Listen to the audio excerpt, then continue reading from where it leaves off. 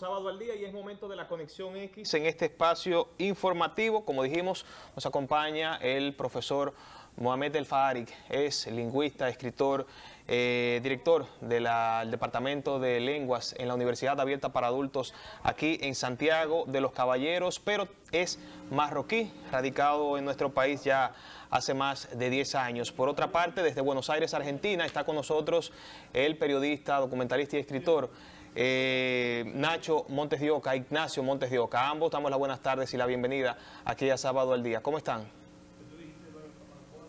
Muy bien, muchísimas gracias.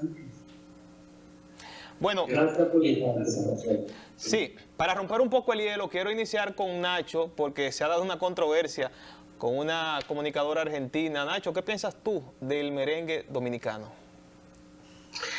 ¿Qué pienso del conflicto en sí o...? No, antes de eso te preguntaba sobre el merengue dominicano. ¿Has escuchado merengue? La invitación a que los argentinos podamos recibir una clase gratis de merengue me parece una tremenda burla, porque los argentinos ya no podemos viajar porque tenemos un impuesto que es del 32% a cada dólar que compramos para viajar. Ya no se financia más las compras de pasajes y los viajes, y además nuestro salario promedio en dólares es el segundo más bajo y va camino a alcanzar no, el segundo más bajo, el tercero después de Cuba y Venezuela, de manera que, bueno, pueden ofrecer lo que quieran, no van a hacer mucho los argentinos, 6 o 7 clases van a tener, pero no van a gastar mucho en clases porque los argentinos ya no podemos viajar. Me parece una burla hacia nuestro país, es lo que pienso. ¿Qué piensas de este acuerdo que tiene que ver con lo petrolífero? ¿Qué podría aportar Argentina a la República Dominicana en esta materia, como bien indicaron los dignatarios? A ver, Argentina está produciendo 600.000 barriles diarios. Su consumo diario está cercano a los 750.000 barriles. Cualquier prospecto de exportación argentina de combustibles está atado a que primero vamos a satisfacer el mercado argentino, con lo cual me parece que acuerdo firma cualquiera. El problema es que Argentina se está acostumbrando en este gobierno a no cumplir con los acuerdos simplemente porque no tiene forma de hacerlo. Insisto, se pueden firmar todos los acuerdos, se puede firmar el acuerdo para explorar junto con Dominicana y colonizar Marte, pero de ahí a que pueda hacerlo hay una distancia de millones de kilómetros. Bien, entrando entonces con el tema en cuestión, conflictos Rusia-Ucrania, de último momento se siguen reportando tanto ataques como diálogos, conversaciones para poder encontrar una salida. Pero yo quisiera que ustedes empiecen dándonos un enfoque historiográfico, ¿dónde tiene a su entender origen este conflicto ruso-ucraniano? Pudiéramos nosotros aquí desde el Caribe ver simplemente hasta el 2014, cuando la situación con Crimea, pero ¿dónde, en qué punto tiene inicio realmente este conflicto? Dijo mi colega que comience, me parece más valiosa su intervención, yo ya hablé recién. Adelante, profesor Mohamed. Perfecto. Muchísimas gracias por la invitación, Luis. Para entender realmente este conflicto entre Rusia y Ucrania, hay que volver un poco a la última década del siglo XX, es decir, a partir de la caída de la Unión Soviética en 1991. Este conflicto comenzó con entonces la desgregación de los países que pertenecían anteriormente a la Unión Soviética, a saber, los países que forman hoy en día lo que es Europa del Este. Y uno de esos países es Ucrania, por supuesto, que abarca muchísimas centrales nucleares rusas. De hecho, cuando Ucrania obtuvo su independencia en agosto de 1991, justo con la caída de la Unión Soviética, ahí se quedaron muchas armas nucleares. Las centrales nucleares, inclusive la de Chernóbil, que estaban operando en aquella época, constituyen todavía una verdadera amenaza por Rusia, sobre todo, después de las aspiraciones de Ucrania en formar parte de la OTAN y, por supuesto, actualmente lo estamos viendo por todos lados, que está aspirando a formar parte de la Unión Europea. Entonces, cuando hablamos de la Unión Europea, hablamos necesariamente de los acuerdos de defensa comunes, sobre todo el Tratado de Lisboa y también la organización de la OTAN, que constituye una verdadera amenaza para la seguridad nacional de Rusia.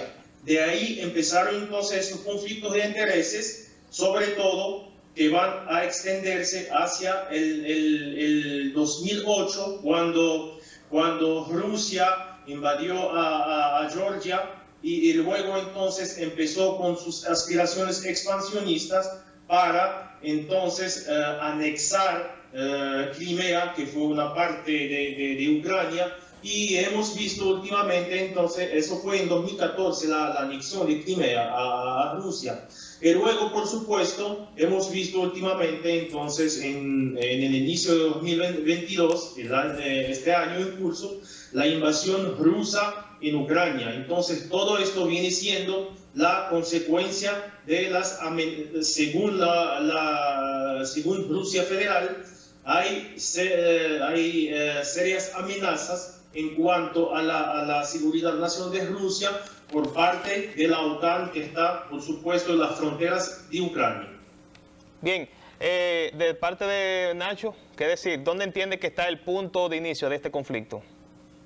Para mí, en el año 91, cuando se terminan de firmar los acuerdos para que la Unión Soviética se desintegre, que es cuando empieza a nacer toda la comunidad de naciones, como Ucrania, como Georgia, empiezan a tener entidad. Bielorrusia, bueno, es un listado muy largo.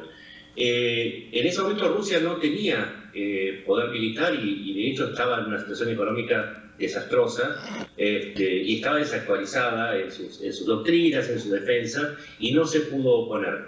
Lo cierto es que, y yo ahí tengo una discrepancia, los países, en la medida que avanzan en reformas democráticas y empiezan a tener sistemas democráticos un poco más avanzados, empiezan a darle más atención al comercio, y eso los lleva y los empuja a formar parte de la Unión Europea. Por eso Polonia, Hungría, Rumania, Bulgaria y los países bálticos se van uniendo a la Unión Europea.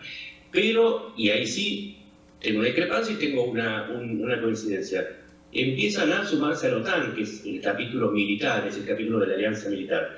Ahora bien, ¿qué es lo que pasa con Rusia mientras tanto? Rusia, de la mano de Gorbachev hasta Yeltsin, humillada, pero no fue humillada solamente porque Occidente avanzó en el espacio que dejaba vacío Rusia, sino que fue humillada porque dio la oportunidad a Occidente y avanzó hacia las fronteras rusas. Eso es una realidad que nadie puede desmentir. Ahora bien, cuando asume Putin en el año 2000, empieza lo que es la reconstrucción del imperio ruso, que no es lo mismo que el imperio soviético. El imperio soviético era la parte con comunismo, con socialismo, de esa misma idea de Pedro el Grande. Y es donde empieza a avanzar y a invadir. Se mencionó el caso de Georgia, pero hay más. Está Dagestán, está el caso de Transnistria, que es la zona prorrusa de Moldavia, está la intervención en los asuntos internos de Turkmenistán, de Kazajistán, de Tayikistán. Rusia empezó a tener una política activa en Chechenia. En Chechenia hizo un desastre, provocó 22.000 muertos con bombardeos similares a los de Kiev y Lviv y Kharkov en un mes. O sea, Putin demuestra la parte más agresiva de esta Rusia que pretende recuperarse de esa humillación, y para terminar la idea lo hace montado sobre una ideología que es el eurasianismo. Está encarnado por Alexander Dugin, que es uno de los asesores estrellas de Putin, que plantea una cuestión muy sencilla. Para reconstruir el imperio ruso, lo que hay que hacer es montarse sobre la idea de que hay que desechar toda la influencia de Occidente y enfrentar a un ente que ellos llaman el atlantismo. El atlantismo es los países del Atlántico, sean Europa Occidental como Estados Unidos y Canadá. Entonces lo plantean desde un lugar donde recupera la idea del hombre fuerte, la economía bajo una dirección militarizada, y en algún punto a las ideas de esa figura de Stalin, pero sin socialismo, y el socialismo lo reemplaza por una idea de la ortodoxia de la ortodoxia rusa, o sea, la Iglesia Católica Ortodoxa rusa. Ayer Putin tuvo un lapsus, si se quiere, una confesión, dijo: no nos van a detener, Dios, patria o muerte. Entonces le dio una dimensión religiosa, esto que considera una cruzada, de recuperar esos territorios que considera propios: Bielorrusia, Ucrania, Georgia y todo el listado de repúblicas soviéticas. Lo que nos enfrentamos, en mi idea, que comenzó en el 2000 cuando asumió Putin, pero que el proceso comienza en el 91, es que estamos asistiendo a un intento, en mi opinión, y voy a hacer una predicción, fallido, de que Rusia vuelva a ser una potencia de primer orden, y creo yo que por lo menos lo que indica hasta ahora no lo está logrando. Profesor Mohamed, ¿ve usted desde el punto cultural alguna intención de Rusia imponerse también durante ese crecimiento que pretende, según lo que plantean expertos? ¿Ve también una guerra de culturas aquí? ¿Hay una intención cultural dentro de todo esto? Y una parte fundamental, ¿cuál sería la diferencia entre los bombardeos de Ucrania y los bombardeos de Palestina? Bueno, para entender este conflicto en Rusia, sobre todo en su parte social y cultural, por supuesto, nosotros sabemos perfectamente que la población ucraniana, y su gran mayoría, viene siendo hermana de la población rusa. Hay muchos lazos étnicos, hay muchos lazos sociales, inclusive culturales, hasta a nivel del habla. Es ruso, se habla mucho en Ucrania. Entonces, lo que podemos decir es que esta invasión ucraniana realmente no es solamente una intervención militar, sino también una intervención que busca a largo plazo a cambiar lo que son las ideologías allá en Ucrania, sobre todo la cultura ucraniana, que está yendo más hacia el occidente actualmente. Por supuesto, lo hemos visto en las declaraciones del presidente Volodymyr Zelensky, en que quiere acercarse más al occidente que a Rusia. De hecho, cuando entonces derrocaron al expresidente ucraniano Viktor Yanukovych, que era prorruso, y entonces hicieron otras elecciones nuevas para que ascendieran otros presidentes, por supuesto, y el último es Zelensky, que tiene muchas aspiraciones para formar parte del occidente, es decir, formar parte de Europa, dada la circunstancia de que esas aspiraciones le van a aportar más a Ucrania en términos económicos, políticos y culturales, que en cuanto a aspiraciones hasta del lado de Rusia. Entonces, el conflicto cultural, ¿en qué se basa esencialmente? Si nosotros vemos ahora la situación actual, hay muchos refugiados que están huyendo de Ucrania por la parte de la parte oeste del país, es decir, a través de Polonia. Entonces, la gran mayoría de los refugiados actualmente está a nombre de prácticamente 2 millones de refugiados que están huyendo hacia Europa. En cuanto a los refugiados ahora que van al lado ruso, son muy pocos. Ahí podemos ver entonces hasta la posición del pueblo ucraniano en cuanto a la tendencia cultural. Privilegian ahora formar parte de la cultura occidente que formar parte de la cultura rusa. Señor Nash. En cuanto ahora al conflicto, a la pregunta acerca de los bombardeos rusos en Ucrania en comparación con los bombardeos de Israel en Palestina, hay cierta similitud, por supuesto, porque el conflicto ahora es un conflicto de supervivencia cuando hablamos de Ucrania y de Palestina. Pero sabemos no hubo el mismo impacto. Sí. No hubo el mismo impacto en la sociedad. El impacto a la sociedad es un impacto grandísimo, por supuesto, porque hay una diferencia como quiera respecto al impacto cultural. Es que en Palestina ahora lo que están tratando de hacer entonces las autoridades israelíes a través de de destruir las casas de los palestinos y entonces decomisar todos sus bienes, las tierras que tiene. Es que hay una tendencia expansionista para, sobre todo ahora, refugiar a lo que son los refugiados ucranianos que están yendo ahora a Israel, porque entonces tienen que ubicarlos y ahora van a comenzar a construir muchas viviendas para poder entonces instalar esos refugiados de origen judío. Pero entonces la invasión rusa en Ucrania tiene una connotación un poco diferente, que tiene que ver directamente con un conflicto político que tiene sus orígenes en un conflicto de poder. Nacho. Una pregunta. Sí, antes, Nacho, el tema de las sanciones ha sido la cuestionante. Desde su punto de vista, ¿podrán las sanciones detener cualquier aspiración que tenga Putin de expansionismo o no tendrá esto ningún efecto? Va a tener mucho efecto, pero me gustaría hacer una diferencia entre los bombardeos. Ok.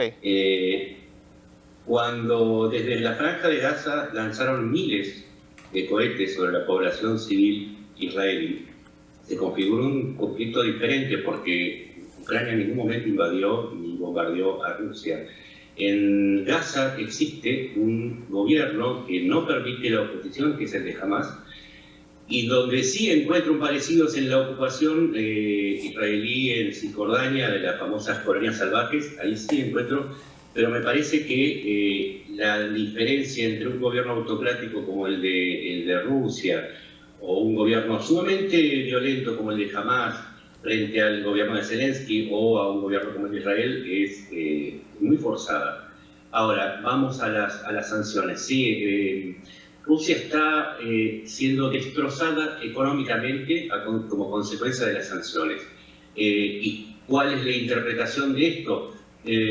En primer lugar, Putin es un hombre formado en inteligencia. Cuando uno dice formado en inteligencia, no está armado para manejar aparatos electrónicos secretos ni para llevar un teléfono en el zapato, sino que es un tipo que está formado en ideología y en análisis estratégico, análisis político. Él viene de la escuela soviética. Entonces, es imposible decir que no haya previsto lo que iba a pasar, más aún cuando se sabe que acumuló 640.000 millones de dólares en reservas antes de lanzar la invasión.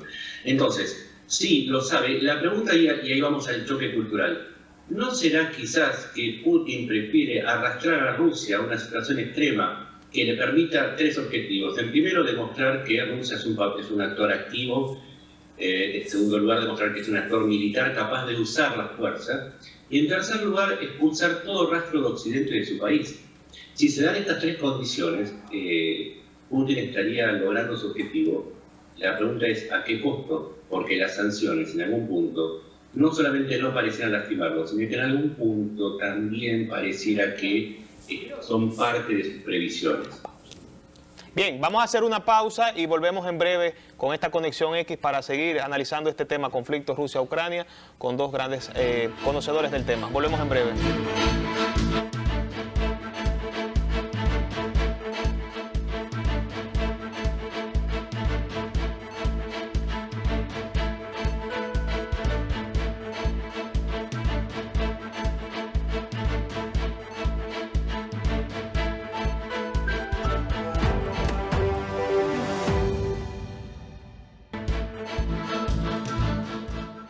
Señores, gracias por continuar en sintonía con Sábado al Día, un tema sumamente importante en la tarde de hoy.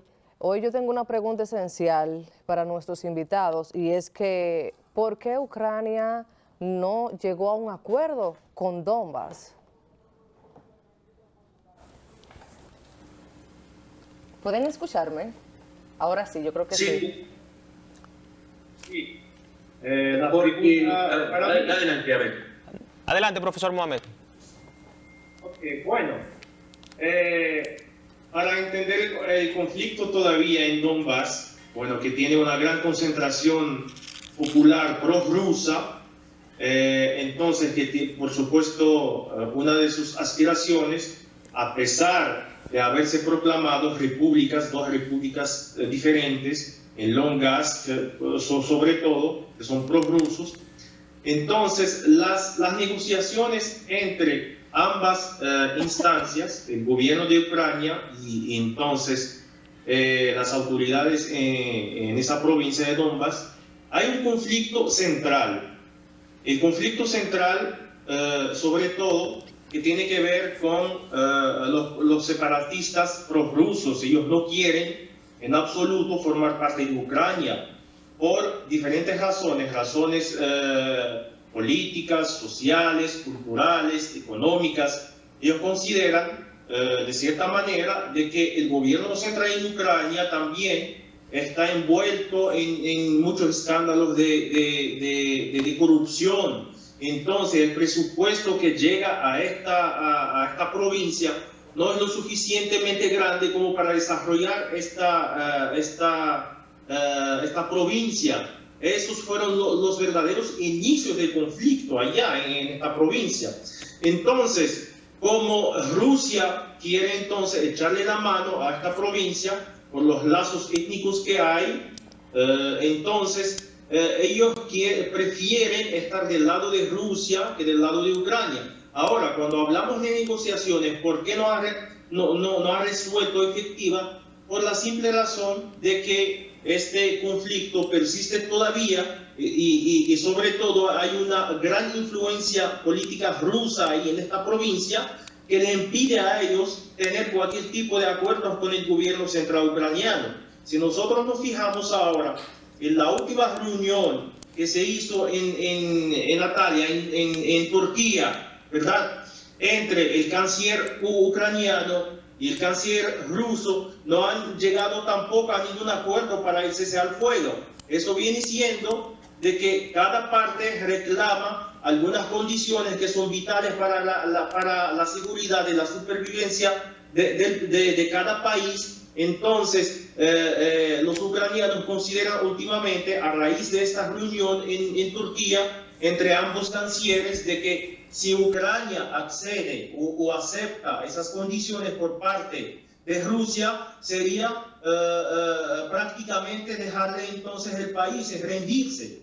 Por eso que ellos todavía persisten en este conflicto y no hay ningún tipo de acuerdo. Nacho. Señor Nacho, una pregunta esencial. En dado caso de no llegarse a un acuerdo, ¿qué pasaría si Rusia llega a realizar negociaciones con China? ¿Qué pasaría con el dólar y qué pasaría con la moneda china?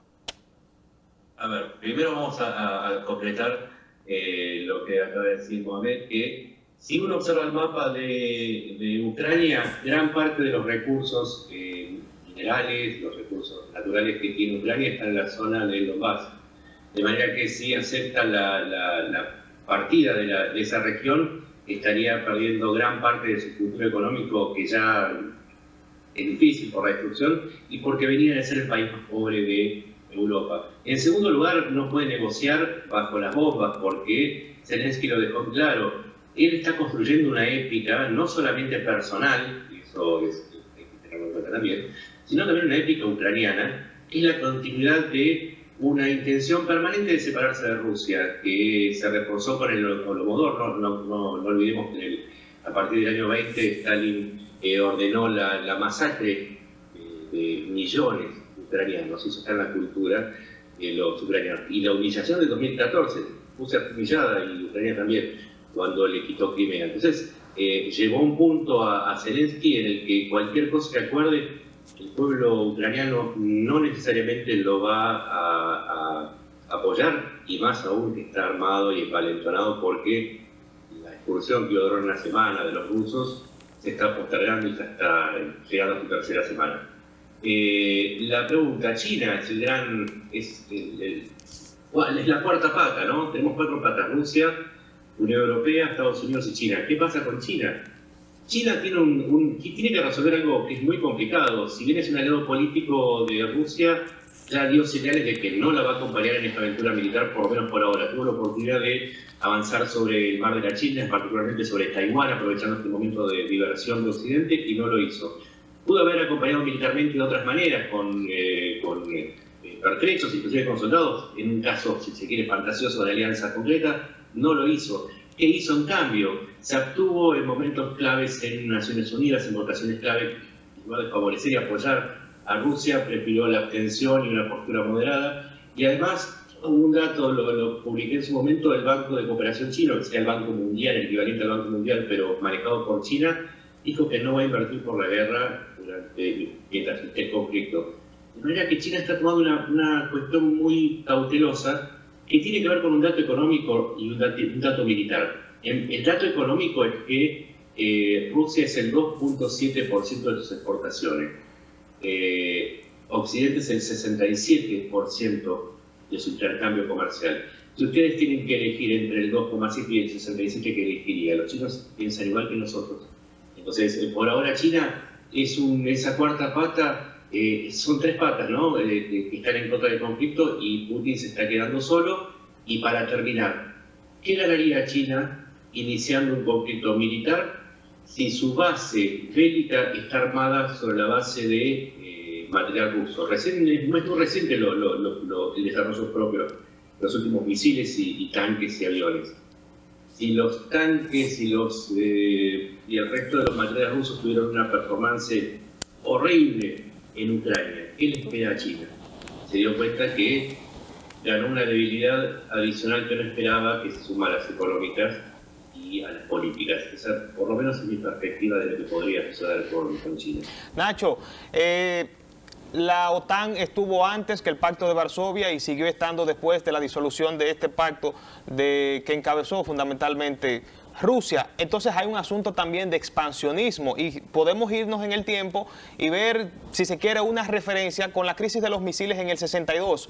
Rusia intenta establecer bases en Cuba y esto no fue permitido en los Estados Unidos. El alegato de Rusia en esta ocasión es que Estados Unidos busca extenderse hacia su territorio. ¿A dónde entonces queda este argumento de los rusos para llevar a cabo todo lo que están llevando? Lo que sucede es que a veces se entiende mal lo que es la OTAN. La OTAN no solamente se establece como un freno al expansionismo soviético en Europa, sino que es una alianza que se arma para frenarlo en todo el mundo.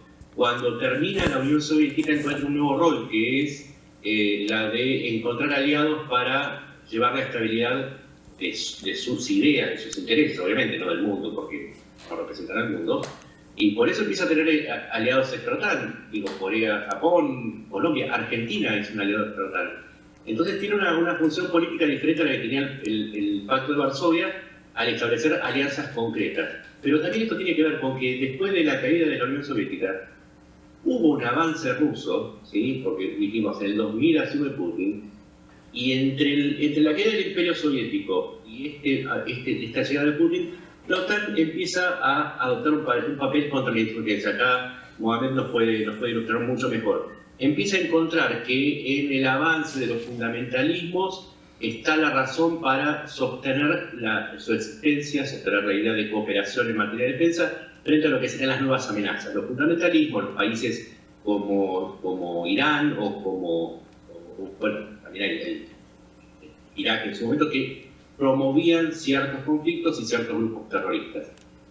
Termina esta etapa y dice, bueno, nos quedamos, no, bueno, ahora tenemos a Rusia. Entonces siempre tuvo un papel, no es una cuestión solamente de expansionismo. Y vuelvo a decir una cuestión que es muy, muy importante de diferenciar. En el Pacto de Varsovia, los países se sumaban por presión de la Unión Soviética. A la OTAN se suman por la opinión pública que vota dirigentes que asumen la idea de sumarse a la OTAN. Una es una entrada democrática, consensuada, y la otra es una entrada forzada. No confundamos a la OTAN con el Pacto de Varsovia, no confundamos lo que es democracia con lo que es autocracia, porque si no, no entendemos el concepto, el conflicto de fondo que está luchándose en este momento en todo el mundo. ¿Cómo queremos los gobiernos? ¿Como Occidente y como muchos países en el mundo que eligen sus autoridades de una manera democrática y limpia, o preferimos líderes como Putin o como los que están al mando en Bielorrusia o en Irán? ¿Qué es lo que queremos? Ese es el conflicto de fondo. Eso es lo que se dirime entre OTAN y el resto del mundo. Democracia o autocracia. Bien. Y después los infinitos matices que hay en el medio. Usted habla de una parte fundamental y es la democracia, pero se argumenta que en Ucrania forzan a que sus ciudadanos no hablen el idioma ruso, cuando se habla de democracia debe ser permitido como una segunda lengua.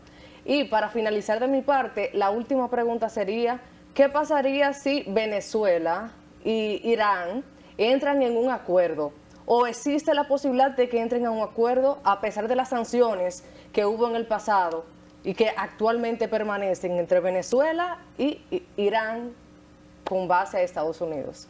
Profesor Nacho, por favor. A ver, Occidente necesita reemplazar ese 20% de producción que vuelca, el 22% de producción de hidrocarburos que vuelca Rusia al mundo. Y lo hace traicionando sus propios principios al acercarse a Maduro y al régimen de Irán. Sí, y no estamos hablando acá de absolutos buenos y absolutos malos, pero necesita reemplazarlos. Ahora bien, con respecto a la enseñanza del ruso, no, hay mucha propaganda, por favor, hay mucha propaganda. Lo que estableció el gobierno ucraniano a partir del 2014 es la enseñanza de los dos idiomas y estableció que el idioma ucraniano era el idioma oficial. Por favor, en ese sentido hay que aclarar, porque Ucrania es un país con muchas nacionalidades, no es solamente eslavo. Tiene tártaros en Crimea, tiene poblaciones rusas implantadas también en la época de Stalin en el Donbass, porque tampoco lo tenemos que olvidar. Tiene húngaros, tiene romaníes gitanos, tiene moldavos, es un universo. ¿Saben por qué se llama Ucrania? Eso significa periferia, era la periferia del imperio donde confluían todas las culturas. No hay que confundir lo que está pasando miren, se los hago muy sencillo. El que impidió el uso del ucraniano fue Stalin, ¿sí? Año 23, prohibió el uso del ucraniano. En Ucrania no está prohibido el ruso, se estableció que el idioma oficial, incluyendo en el Donbass, tenía que ser el ucraniano. Nunca prohibió el idioma ucraniano, el idioma ruso. Bien. Y desafío a cualquiera que me demuestre lo contrario. Lo investigué, lo averigüé, pregunté en fuentes en Ucrania y todos me dicen lo mismo. No, acá no está prohibido el ruso, sino ¿por qué lo seguimos usando? ¿Por qué? Si está prohibido, les hago una pregunta muy sencilla. ¿Por qué el discurso de Zelensky el día de la invasión fue dado en ruso? ¿Acaso iba a romper una propia regla hablando en ruso? Bien, finalizamos con esto. Tenemos 30 segundos y a cada uno quiero que me respondan lo siguiente en 30 segundos porque tenemos que finalizar. ¿Está el escenario para una tercera guerra mundial, profesor Mohamed, y luego Nacho? Bueno, primero en 5 segundos, Luis, quisiera agregar algo a lo que dijo Nacho respecto al acercamiento entre Venezuela y Irán. Irán está más acercada a Rusia y todas sus relaciones internacionales actualmente giran en torno a su programa nuclear, que está buscando negociaciones con sobre todo Estados Unidos después de que se retiró del mismo. Pero en cuanto a la Tercera Guerra Mundial, yo descarto que haya una Tercera Guerra Mundial por el simple hecho de que no le favorece a ningún país, ya que sabemos perfectamente que entonces desencadenar una Tercera Guerra Mundial va a implicar el uso de armas nucleares. Esto va a destruir totalmente el mundo. Yo lo descarto totalmente. Nacho, de tu parte, ¿qué decir? Cifras. Para dominar una población de 42 millones, que eran 44, fueron 42 millones de ucranianos, se necesita, es un cálculo realista, al menos 1 millón de soldados ocupantes y ocupados. Si eso ocurriera, Rusia estaría usando el 70% de su arma, de su tropa, con lo cual no le quedan posibilidades para avanzar sobre otro país. Y ningún país se suicida. En Rusia no existe un botón que uno aprieta porque se pone de mal humor y aprieta y inicia una guerra nuclear. Hay todo un protocolo y tengo mis severísimas dudas que todos los que aprobarían el lanzar un ataque nuclear estarían de acuerdo con Putin. Descarto absolutamente por ahora una tercera guerra mundial por una falta de recursos y una cuestión de protocolos.